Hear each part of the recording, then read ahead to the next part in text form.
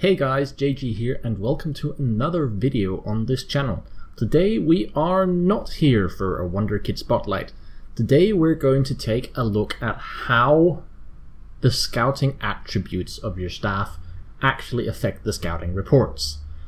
Now, what I've done is, as you can see, I'm not actually in FM full screen. That's because I have an Excel sheet I'm going to show a little bit more of in the future. Actually, no, I'm going to go through it now quickly. What I've done is I have set up 4 saves of FM. Well, technically it's the same save, so all the players have the same current ability and potential ability, but then I've used the in-game editor to alter the ability of my scouts. So on one sim I have them all with 1 judging player ability and judging player potential. Just for the unawares, that is boom, boom, boom. Yeah, so as you can see, this is the save where they all have 20/20. So as you can see here, judging player ability, judging player potential. I'd actually set them to 20/20, but just by going forward, those 2 weeks they've already dropped. But that doesn't matter. When they were scouting, they were 20/20. So yeah, this is the stats that determine how accurate your scouting reports are going to be. So I ran it 4 times, one where they were both set to 1, one where they were both set to 10, one they were both set to 15, and one they were both set to 20, which is the maximum. As for the players I was scouting, I said all these players on all 4 runs have the same current ability and potential ability due to the way I've run this. And the players I've used, I've found 30 players. Generally I've done it the way that I've found 10 which are realistic signings for the level. I chose Bournemouth for no particular reason, that's just how it is. So 10 that would be realistic signings for this level. Then I found 10 which were established world stars, so we're talking David Alaba, we're talking Ederson, Kevin De Bruyne, Virgil van Dijk, those kind of players, established world stars. Mbappe is also on there somewhere. And then we also found 10 Wonder Kids. Some were already established world stars in their own right. David Neres, Emi Buendia is one of the realistic ones, but Erling Haaland. And some of them were also some of the less known Wonder Kids, Kiana Höver and Felix Udokai, Martin van der Voort, those kind of players. So the Wonder Kids we've heard of, but who definitely start off at a lower current ability. And then we basically just got a scouting report on them and ran it, well, once for each of these. Now usually I would have run these multiple times per save, so I would have run the 1-1 save 5 times to account for variability. However, something really interesting I noticed was that even if I ran the 1-1 save 5 times, the scouting report would come out exactly identical. What this means, I don't know.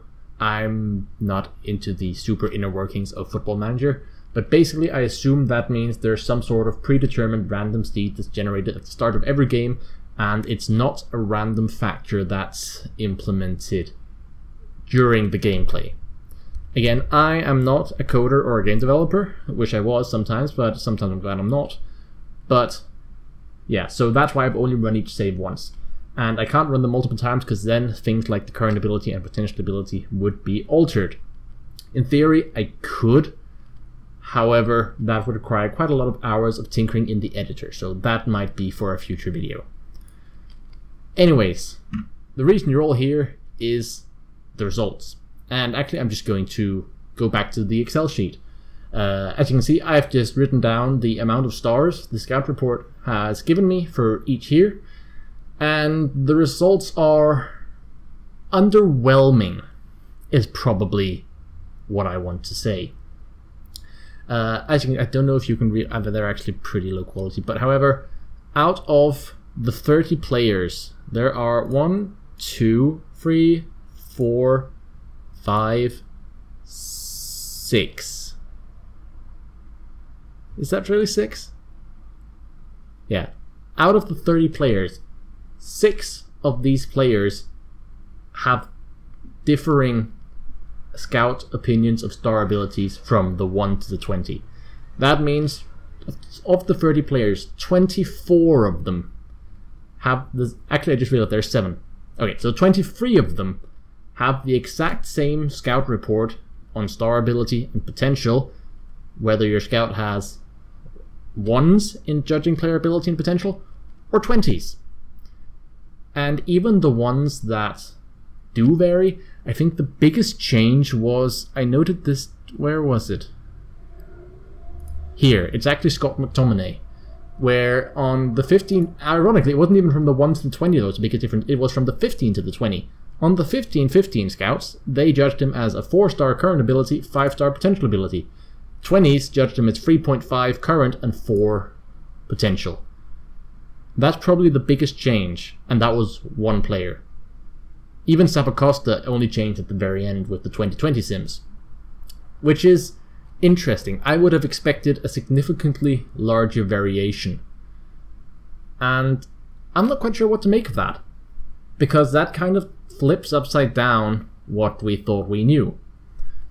So basically, of course, this doesn't account for a lot of variables. Like, there are so many variables that influence a scout report. There's probably also some determination attribute.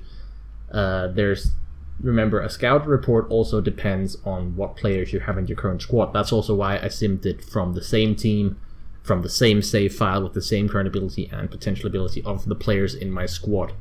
So there are a lot of variables that can influence the scout report that you receive. However, I'm really surprised that the difference isn't larger. I thought there would be a much larger uncertainty, especially from the 1-1 scouts. So basically, is there a difference? Yes, objectively speaking, there is a difference. Is it a significant difference? I'm going to go with no, and this might actually influence the way I choose my scouts going forward in Football Manager. Because I think I might start prioritizing the scouting knowledge they have. Like, if I'm just going to quickly demonstrate, boom, boom, hang on, where did I leave him? Let's just pick Malcolm Elias. He has knowledge of England and Wales. If I am playing in England in the Premier League, that's not going to give me much. However, if I choose, let's just pick Efrain Flores from Mexico. He has significant knowledge of Mexico. That means I'm going to get a lot of knowledge about players playing in Mexico. Now that, on the other hand, might benefit me significantly, because those are players in Mexico I might not otherwise have found. So maybe that's worth prioritizing instead of just going for the pure abilities. Another thing that might benefit on this account is if you just go for the scouts that might have 10-10 instead of 20-20, if you're at a club with weaker finances, you can probably save quite a few £1,000s a week. Probably 10 or 20k a week, just in staff wages, if you're okay with maybe getting the 10-10 scout instead of the 20-20 scout, or even just the 15-15 scout. So that's also something interesting. There's also, of course, the matter of star ratings are only a smaller factor of the scout report. There are lots of elements to a scout report. There's the, okay, that's a terrible idea, estimated cost. Where is he? Alec Grimaldo, there. Estimated, God, alright, hang on. I'm just going to find someone to demonstrate on. Scotty T, there we go. Estimated cost, 31.5 to 42.5 million pounds. Estimated wage, 68 to 87k per week. The range that this gives, it might of course change depending on the scout. I haven't actually tested that. Actually, hang on, just hold on a moment. You're going to see a cut. I'm just going to cut to the 1.1 save file, and then we're just going to take a look what it actually says. Alright, and we're back. And as you can see here, the range that the scout estimates is relevant for Scott McTominay is actually larger, because I believe on the other one it was between 31 and 42. I forgot already, it's like literally 30 seconds ago.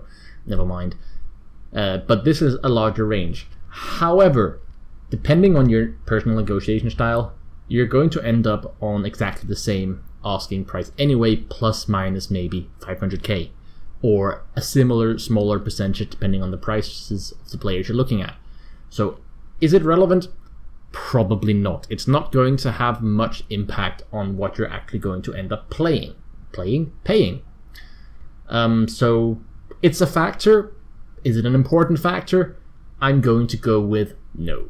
But obviously that is entirely subjective, and you can take the information in this video however you wish.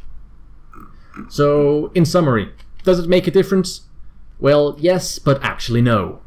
And that's it. Make of it what you will. I might do a more in-depth one later where I account for more variables.